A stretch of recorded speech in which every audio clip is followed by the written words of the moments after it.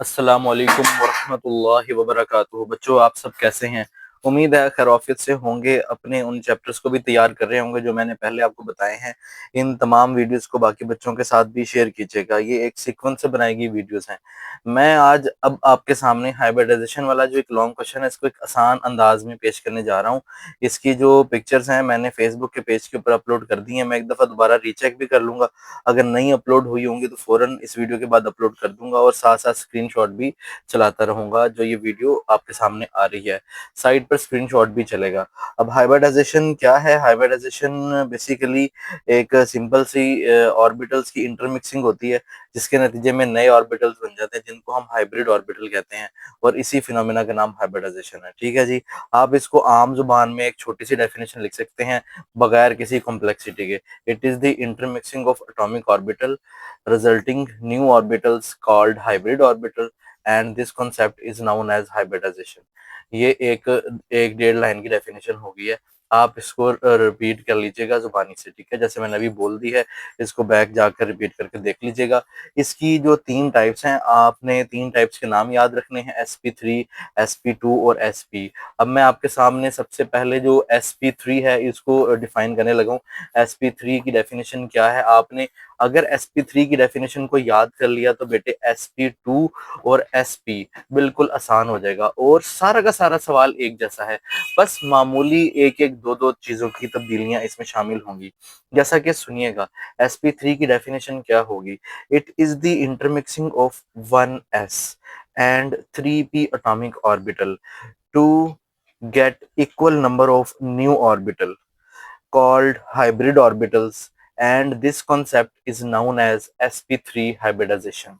इसको मैं थोड़ा सा तर्जमा करके भी समझा देता हूँ। इट इज द इंटरमिक्सिंग, ये इंटरमिक्सिंग है एक एस और तीन भी एटॉमिक ऑर्बिटल की, जिससे हमें क्या मिलता है? To get equal number of, उतने ही जितने आपने मिक्स किए हैं, न्यू ऑर्बिटल्स, जिनको आप क्या नाम देते हो? sp3 hybrid orbitals.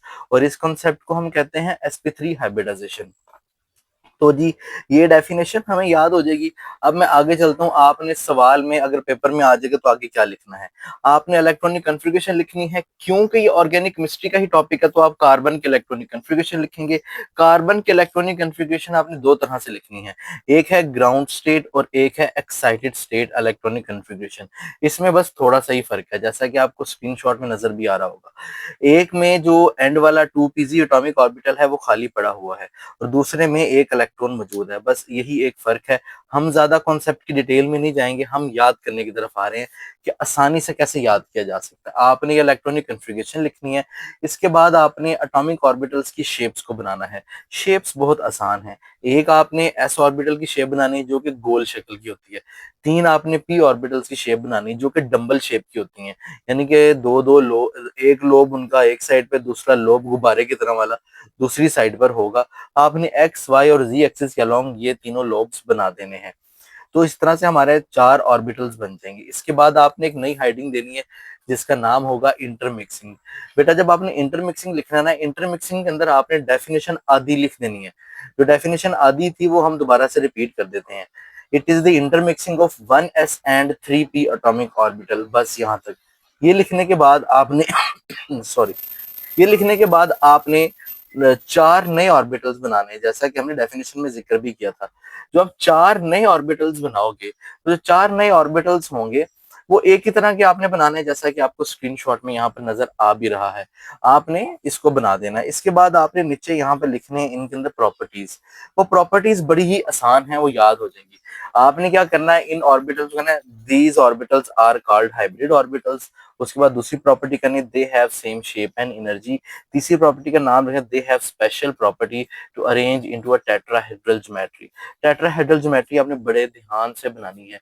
ये ज्योमेट्री इस तरह से बनाई जाएगी जैसे आपको नजर आ रही है। उसके बाद आपने एक मीथेन की एग्जांपल उसी तरह की ज्योमेट्री बनाकर उसके चारों जो कॉर्नर्स होंगे उस पर आपने गोल सर्कल्स लगा देने जो कि हाइड्रोजन के होंगे। इसके बाद एक छोटी सी समरी ज्योमेट्री आपने नीचे लिखनी है। ज्योमेट्री क्या होगी इसकी जी, टेट्राहेड्रल होगी। बॉन्ड एंगल इसका क्या होगा, 109.5 होगा। उसके बाद जी इसके अंदर टोटल सिग्मा बॉन्ड कितने होंगे, 4। पाई बॉन्ड हो गई कोई नहीं। इसके अंदर एस करेक्टर की परसेंटेज क्या है और पी करेक्टर की परसेंटेज, ये बहरहाल याद करने वाला काम है। इधर मैं समझा कुछ भी नहीं रहा हूं आपको, मैं बस आपको एक शॉर्टकट बताया है कि कैसे एक बड़ा सा सवाल याद किया जा सकता है। अब आप सबसे पहले ये काम करेंगे, डेफिनेशन याद करेंगे। डेफिनेशन के बाद इलेक्ट्रॉनिक कन्फिगरेशंस, आपने ये जो शक्लें हैं इनकी डायग्राम्स बनानी है ऑर्बिटल्स की। उसके बाद फिर दोबारा से डायग्राम्स बनानी है जो कि हाइब्रिड ऑर्बिटल्स होंगी। 3-4 लाइंस याद करनी है। They are hybrid orbital, they have same shape and energy, they have special property to arrange in tetrahedral geometry. भी टेट्राहेड्रल ज्योमेट्री वो भी शेप ही है, वो याद करनी है। आगे एग्जांपल है, फिर शेप है, वो याद करनी है हमने। तो ये पूरा सवाल बेसिकली ज्यादातर अरेंज ऐसे किया गया, इसमें शेप्स आ रही हैं, वर्डिंग हमने बहुत कम कर दी है, जिससे स्टूडेंट्स को याद करना बहुत आसान हो जाएगा। आप इसको एक दफा याद करें, आपको सारा याद हो जाएगा। अब आप देखना मैं SP2 और SP आपको कैसे याद करवाता हूँ। अगर आपने SP3 याद कर ली है, आप पहले वीडियो को स्टॉप करके SP3 को याद करें। इसके बाद आप आगे आ जाए SP2 में आपने डेफिनेशन खुद ही लिखनी है। अब आप जुबानी करेंगे सब काम। अब आप डेफिनेशन कैसे लिखेंगे, क्योंकि आपको SP3 आती है, अब आपने SP2 में छोटा सा फर्क डालना है। आपने कहना it is the intermixing of 1s and 2p atomic orbital, बस to get equal number of SP2 hybrid orbital, and this concept is known as SP2 hybridisation. उसके बाद दोबारा से इलेक्ट्रॉनिक कन्फिगरेशन, दोबारा से वो सेम ऑर्बिटल्स की वो शक्लें बना देनी है आपने, जो उनकी शेप्स होंगी। उसके बाद दोबारा आपने अल्ट्रा हाइडिंग इंटरमिक्सिंग की हाइडिंग देनी है। आधी डेफिनेशन रिपीट करनी है, लेकिन एक छोटी सी बात आपने यहाँ पे करनी है। लास्ट टॉपिक में आपने 4 हाइब्रिड ऑर्बिटल बनाए थे, इस दफा आपने 3 हाइब्रिड ऑर्बिटल्स बनाने हैं, ठीक है जी, क्योंकि शुरू में 3 ऑर्बिटल्स आपने इंटरमिक्स किए थे। नीचे वाली जो आपने लाइंस लिखनी है वो तकरीबन तीनों की तीनों सेम है, बस तीसरी वाली जो लाइन है उसमें छोटी सी तब्दीली है। They have special property to arrange into triangular geometry. Last वाले में हमने टेट्राहेड्रल ज्योमेट्री कहा था। और एक और लाइन का इजाफा बस करना है इसके अंदर कि the 2pz atomic orbital do not take part in the hybridization process and remains perpendicular to the plane of the molecule। बस ये एक लाइन का इजाफा। उसके बाद नीचे आपने ये ट्राइंगुलर शेप ड्रॉ कर देनी है। फिर इसके साथ आपने इथीन का एग्जाम्पल बनाना है। इथीन की एग्जाम्पल काफी आसान है, ये आपको डायग्राम शो हो रही होगी। ये आपने इस डायग्राम को बिल्कुल एज इट इज याद करके बना लेना है। ये SP2 हो जाएगी। इसी तरह से SP जो हाइब्रिडाइजेशन है, सेम टू सेम डेफिनेशन में आपने छोटी सी तब्दीली करनी है। वो छोटी सी तब्दीली डेफिनेशन में क्या है, it is the intermixing of 1s and 1p to get equal number of hybrid orbitals called SP hybridization. ये सारा हो गया। इसके बाद आगे चलते हैं, इलेक्ट्रॉनिक कन्फिगरेशन सेम, डायग्राम जो ऑर्बिटल्स की है सारी सेम, इंटरमिक्सिंग की हाइडिंग देनी है, आधी डेफिनेशन रिपीट करनी है।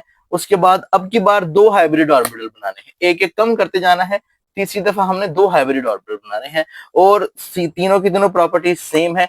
तीसरी प्रॉपर्टी में जो ज्योमेट्री है वहां लफ्ज चेंज कर देना। अब आपने इस दफा लिखना है लीनियर ज्योमेट्री, ठीक है।